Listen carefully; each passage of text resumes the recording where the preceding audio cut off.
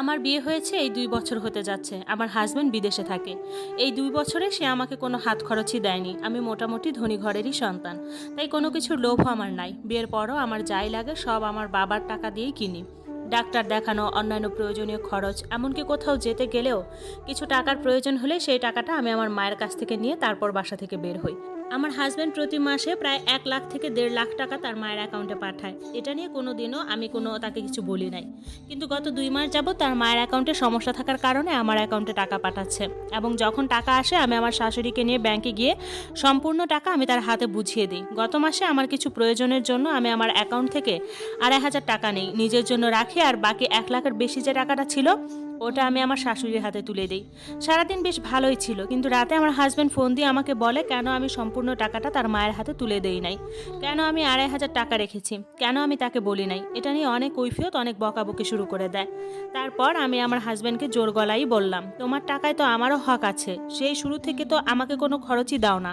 বিয়ের পর থেকে ওষুধ খাওয়ার টাকা থেকে ঘুরতে যাওয়ার টাকা পর্যন্ত প্রতিটা টাকা পয়সা আমি আমার বাবা মার কাছ থেকে নিচ্ছি। আর কতদিন তাদের কাছ থেকে হাত পেতে টাকা নেব? আমারও তো খুব খারাপ লাগে, লজ্জা লাগে।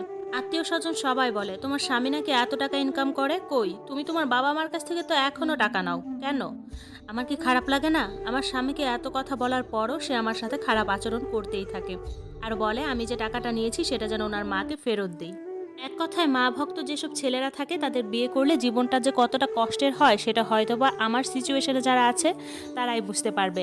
এবং এই মাসেও আমার অ্যাকাউন্টে প্রায় ১.৫ লাখ টাকার মতো দিয়েছে, এবং সাথে সাথে আমাকে ফোন দিয়ে কড়া করে বলেও দিয়েছে এই টাকা থেকে যেন একটা টাকাও আমি না নেই, পুরো বোনাস সহ যেন আমি আমার শাশুড়ির হাতে তুলে দিই। বরাবর যেটা আমি করে আসছিলাম, ওই যে ২৫০০ টাকা নিছি, এটা নিয়েই তার মনে অনেক সন্দেহ যদি আমি আবারও কিছু টাকা আমার জন্য রেখে দিই। আমার হাজব্যান্ডের সঙ্গে যখন প্রতিদিন আমার কথা হতো, প্রায় সে সবসময় ব্যস্ততা দেখাতো। আমার সাথে কথা বলতো ঠিকই, কিন্তু সে ফোন দেখতেছে, ইউটিউব দেখতেছে অথবা টিভি দেখতেছে, আমার কথার কোনো গায়েই লাগাতো না। তাকে আমি অনেকভাবে বুঝিয়েছি, দেখো আমার কিন্তু শাড়ি গহনা চুড়ি এগুলো কিচ্ছু লাগবে না, আমাকে শুধু মাস শেষে চলার মতো কিছু টাকা দাও, এতেই হবে। সে উল্টা আমাকে বলে তোমার বাবার কি কম টাকা আছে নাকি? তোমার বাবার কাছ থেকে যত টাকা হয় তত নিবা, আমাকে কেন বলো? না হয় নিজে ইনকাম করো, নিজেও তো ইনকাম করতে পারো, বসে বসে না খেয়ে। এগুলা শুনতে শুনতে আমার জীবনটা এক প্রকার অতিষ্ঠ হয়ে যাচ্ছিল। মাঝে মাঝে মনে করি আমার হাজব্যান্ড যদি আমার কাছে থাকতো হয়তোবা সে এমন ব্যবহার আমার সাথে করতে পারতো না।